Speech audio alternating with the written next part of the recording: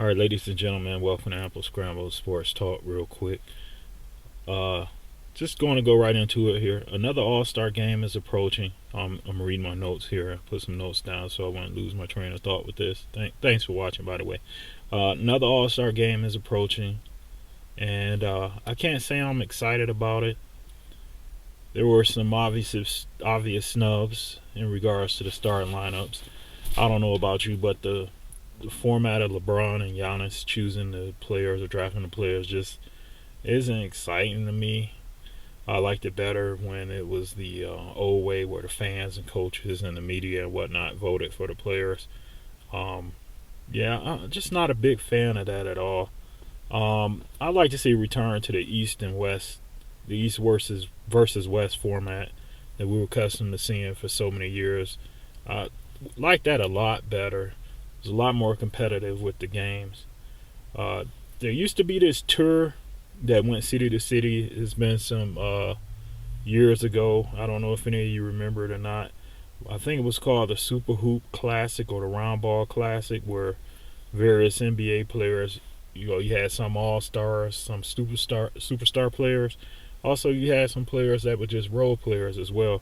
But, they go around from city to city and face off against each other, and the fans will be able to see a lot of those stars in action.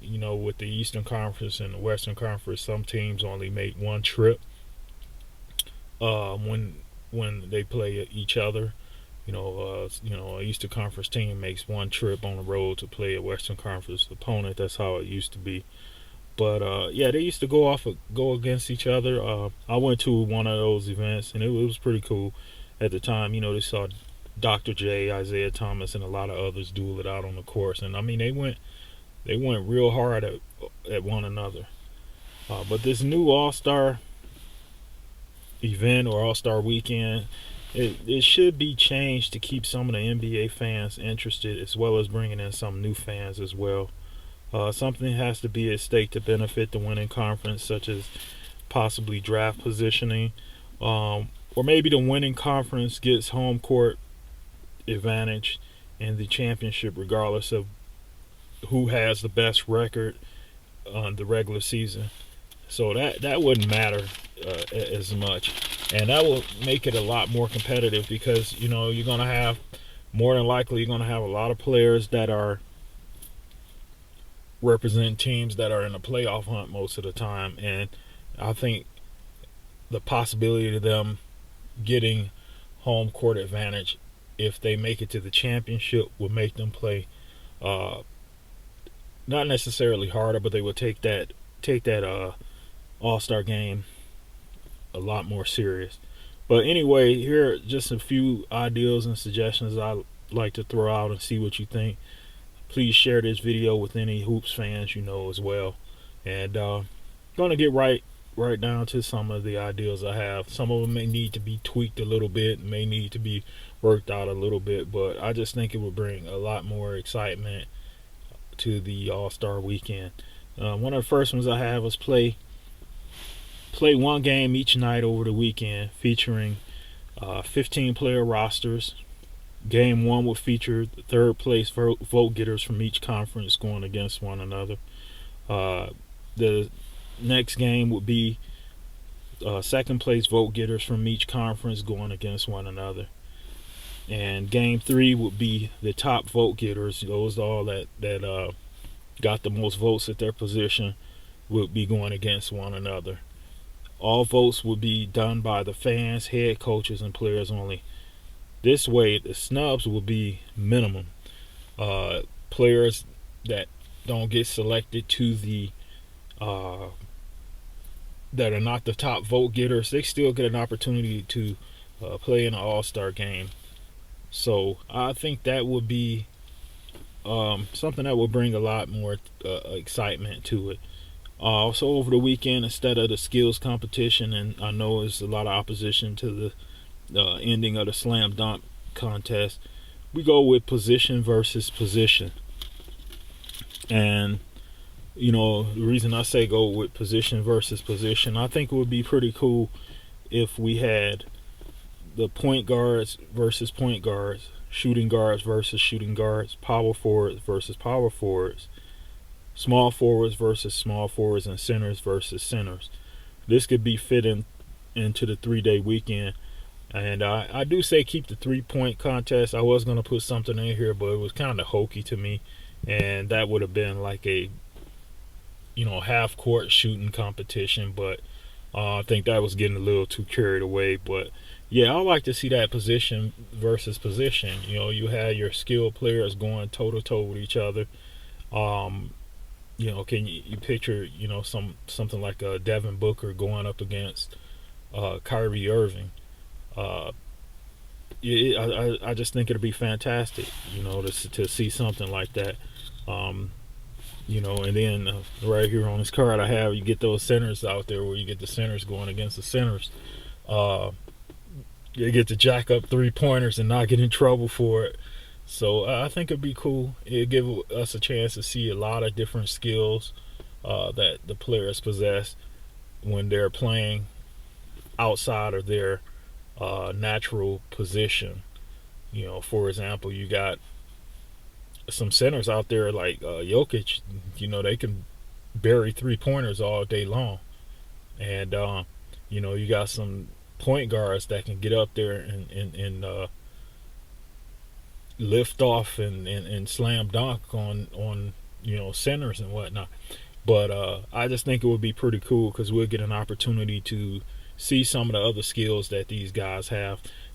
As you know, some guys that play power forward and play center when they were in high school or in middle school, they actually play point guard. There's quite a few players out there that are centers, power forwards that were playing the point guard position. And there's likewise some point guards out there and some shooting guards out there that played the center position or forward position. But it will be interesting to see those guys go up against one another. Also, speaking of skill sets, the current format that we have stays, but the opposition would be the Harlem Globetrotters. Let's see them play against the Harlem Globetrotters. Like I said, a lot of these players possess some skill sets. I mean, you got Chris Paul, Kyrie Irving. They got some great handles. There's a lot of different skills that these players have, and I think for them to showcase it, playing against the Harlem Globetrotters would be great. I mean, it'd be great. People always ask, hey, can the Globetrotters beat a NBA team? We get an opportunity to see that every once in a while. One game will be played Globetrotter style with the Globetrotter rules, the ones that we're accustomed to seeing when we go see the Globetrotters play with all the fun and all the trick shots and things like that. And likewise, the NBA players, I think they got some things to show as well. And yeah. And then the other game would be played on the second night, and the third night would be by NBA rules. So I think that would be pretty cool. Something just came to mind with me. Like I said, one game would be the Globetrotter style on the second night of the weekend, and on the third night it'll be by the NBA rules, and we'll see who beats who. Not to take anything away from either one of them, because both the NBA and the Globetrotters do what they do better than anybody else. Another suggestion is keep the same format, except, and this is pretty interesting to me, in the second quarter, only 3-point attempts are allowed.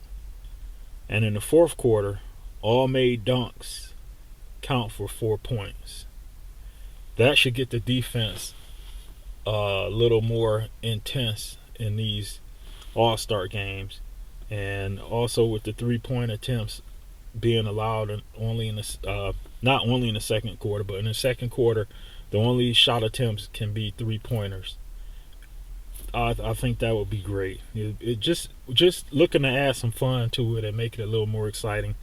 We don't want to see no more of this 215 to 213 scores anymore. And those are just some suggestions that I have, and some ideas to experiment with to bring more excitement to All-Star Weekend. Let me know you got any ideas in the comment section, and Hope you enjoyed this, and you guys stay strong, stay safe out there, and looking forward to the second half of the NBA season coming up.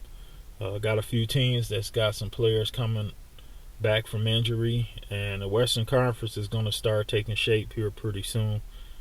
And yeah, we'll be seeing you later. Thanks for watching.